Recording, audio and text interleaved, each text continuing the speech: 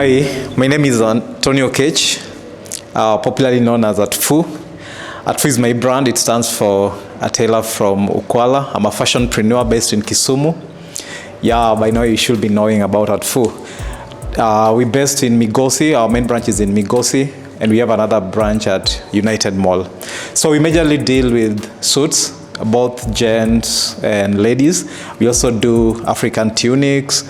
We do the wedding outfits, group outfits. Like for wedding, we do both traditional wedding and even the church weddings. We also have a package for corporate. We make corporate outfits starting from scratch. We design for you something that is tailor-made for your brand, and then we execute the production. And we also do kids wear. It's a one shop for everyone, so everyone is catered for. We've been in business for 6 years, mainly in Kisumu, though we began in Nairobi, but by then I was dealing with ready wear.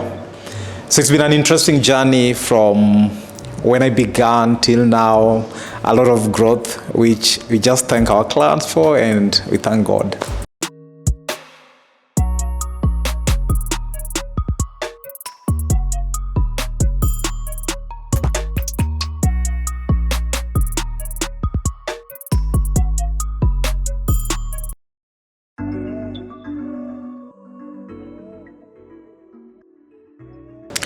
I was born fashionable. From the stories I've heard from those who knew me when I was a child, I've loved nice outfits and clean and well-pressed outfits from way back when I was a child.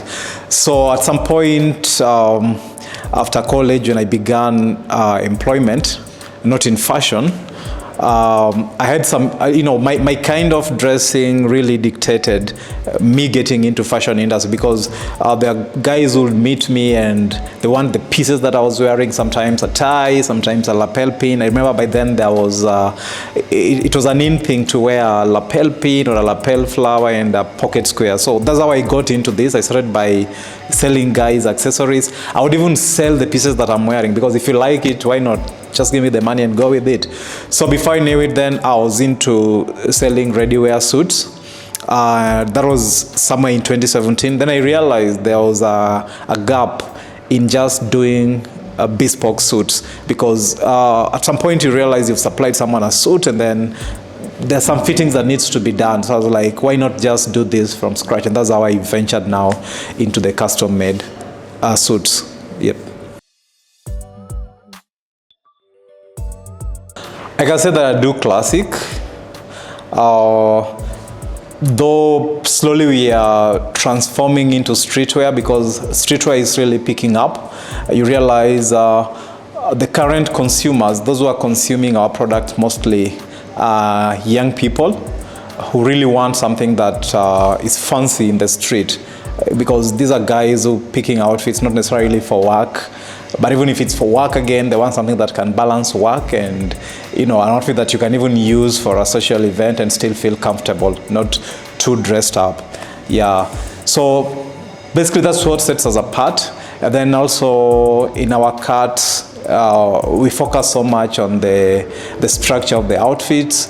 We have a particular cut. If you go through our line, you realize that. And then an eye to the detail, especially the stitches, quite particular, yeah.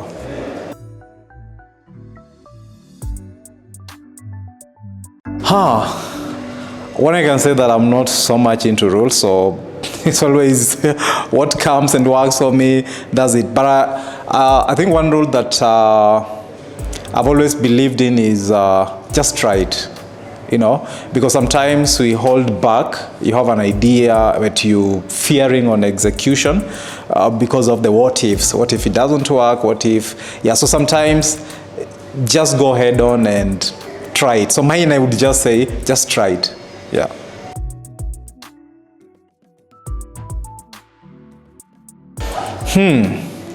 I think the biggest risk or step I've ever taken was when I resigned from regular employment to now fully focus on fashion business, because I'm a professional teacher, so I was a high school teacher employed by the government.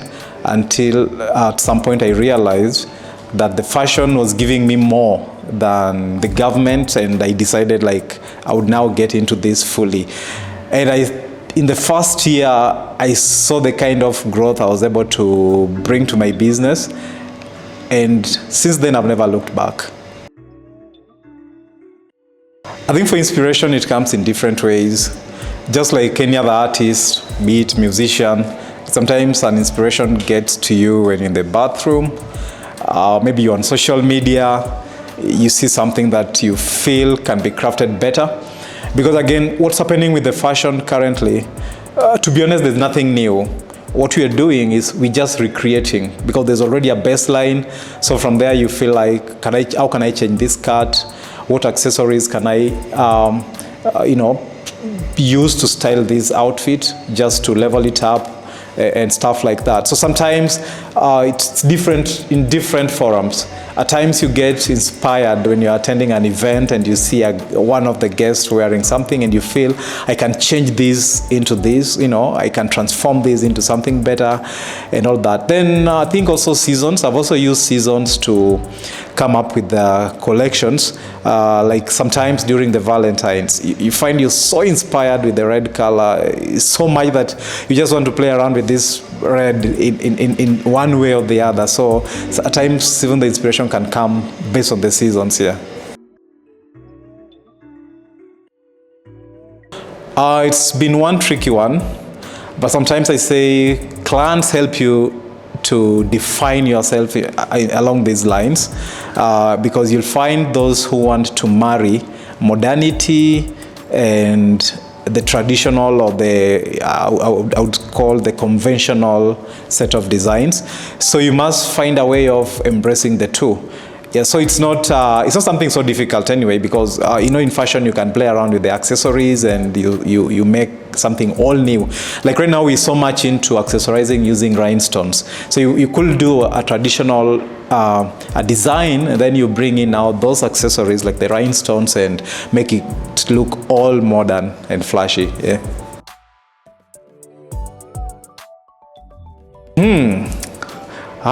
Do I have specific people I look up to? Of course, you have to have some secret mentors here and there.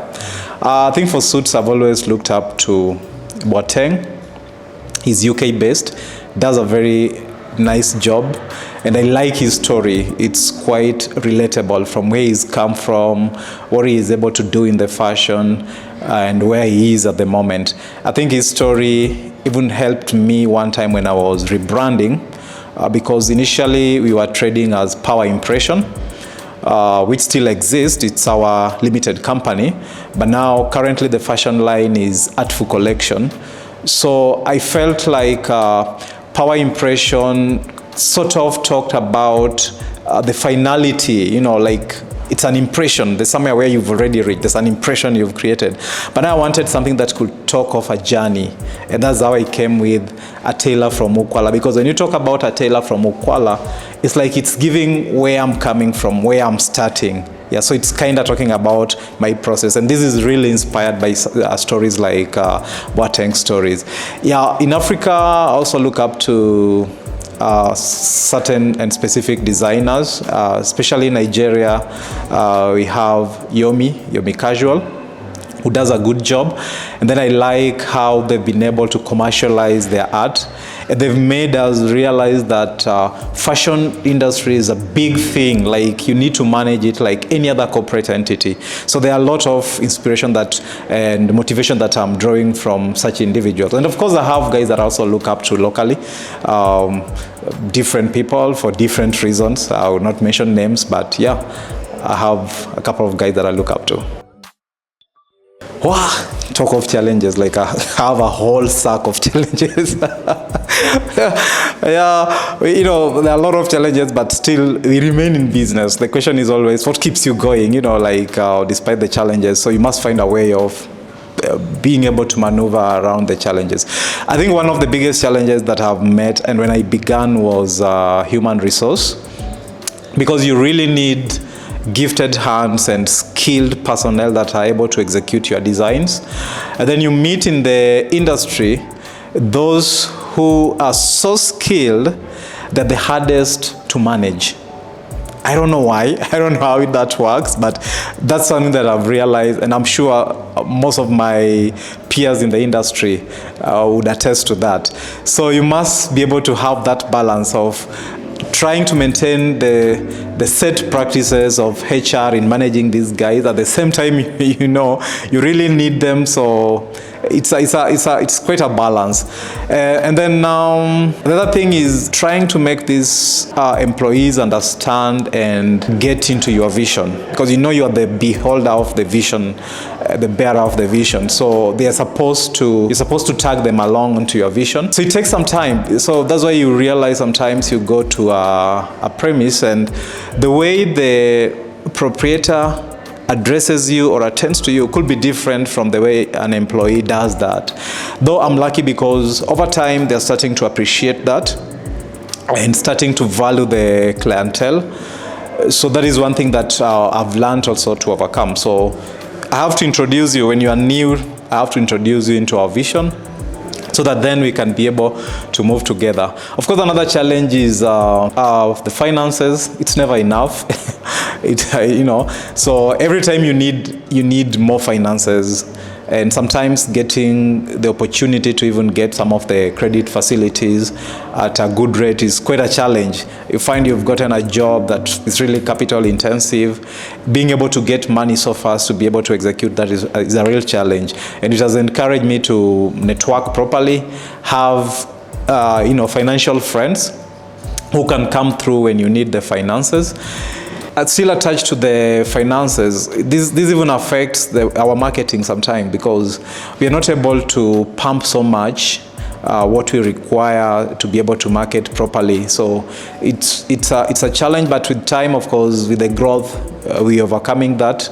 I think the finance thing is it cuts across all businesses. Even the fully fledged corporates, they still go seeking finances to be able to do some major projects. So I think that's something that every entrepreneur, you must embrace yourself for that. But there's always a starting point, what you started with, and then you grow from there. So I can say that those are some of the major challenges generally. And then sometimes also our market is kind of fluid at the moment. It's not easy to tell, like, this is gonna be a boom season.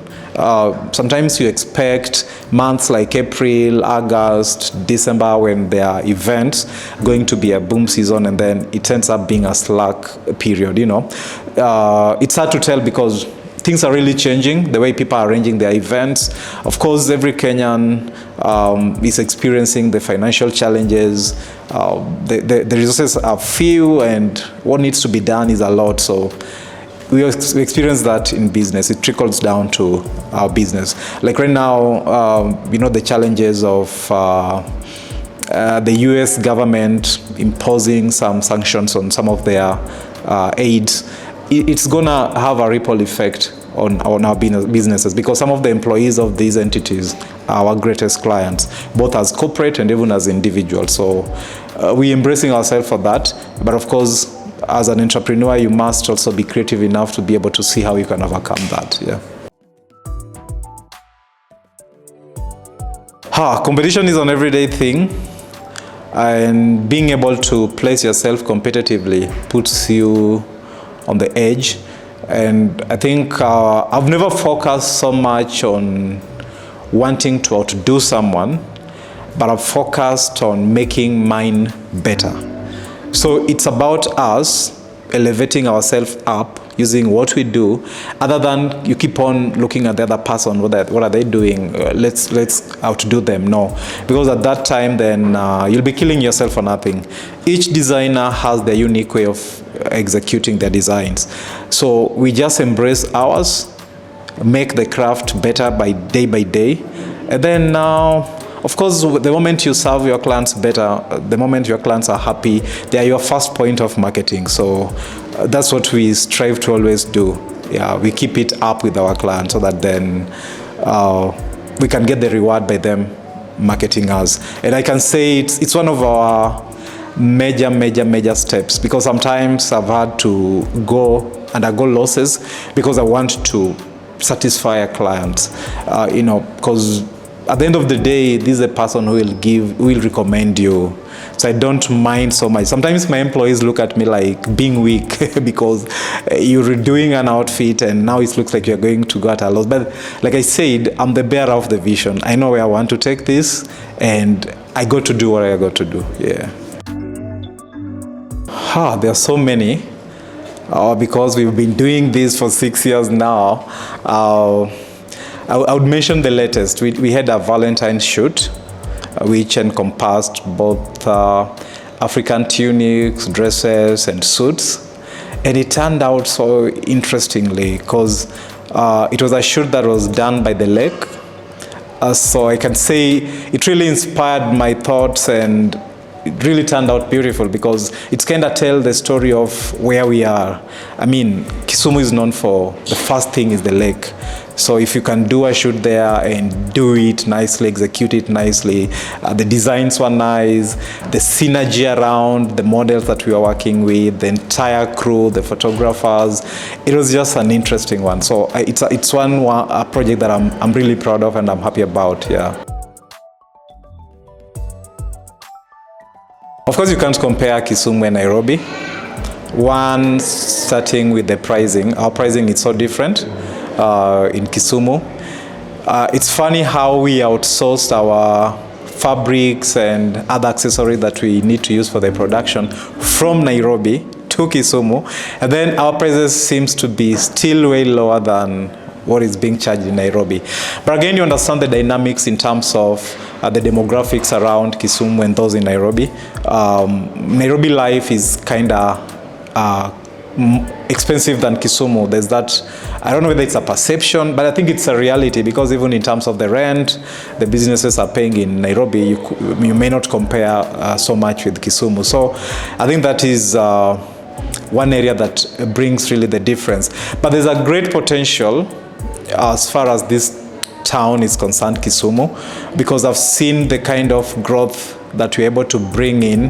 The clients are starting to really consume tailor-made outfits.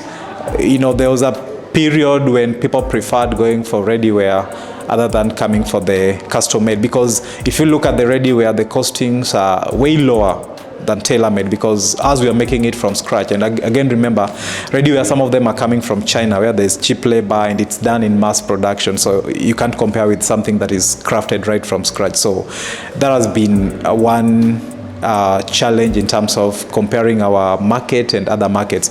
But it's really picking up, and we're so hopeful about that. But as an entrepreneur, I'm also having the vision of, branching, because we have clients in other towns as well. There are towns that have really potential. I'm not going to mention those towns, but very soon we've earmarked certain towns that we're going to start our branches so that then we can spread what we're doing and reach our clientele. Collaboration is quite important. You could collaborate one by seeking advice or sometimes consultation on certain areas. Because one thing I've realized as a designer, you can't be smart in everything. There are designers that you find you have a bias towards the main outfits. You could find a friend who is specialized in ladies' outfits.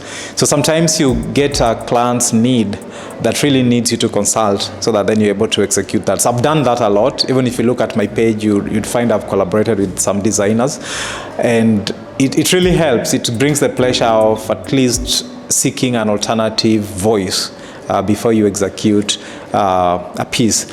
So that's something that I've done. And I've also done it at a level of mentorship. You find there are some of my friends in the industry who are starting up or who are not yet where we are, and they feel like they can tap onto what you're doing and learn a thing or two. So we've done that collaboratively, and it's just purely nice when someone learns from you. Like, I think to me, I feel like it helps you grow. And from my professional background of a teacher, then it also gives that pleasure. You feel like you're teaching someone something, and the moment you share knowledge, be sure it's gonna come back. Looking at this 5 years from now, I don't know. Of course, there's always that projection where you'd want to be. One thing that I'm sure about is that in future we'll have to venture into ready-wear because it's one area that people are also consuming. There are clienteles that we meet sometimes from diaspora. He needs some outfits urgently, he needs to travel back, and good money. So if you have something ready, they can pick that and go with it. So it's one area that we can venture into, have some pieces ready wear. And like I said, I also want to get into other markets, not only Kisumu. We already have clienteles, the entire country and even in the diaspora, but also love to just try other markets, get branches all over the country. And our biggest dream is to one time have a branch in New York. Yeah.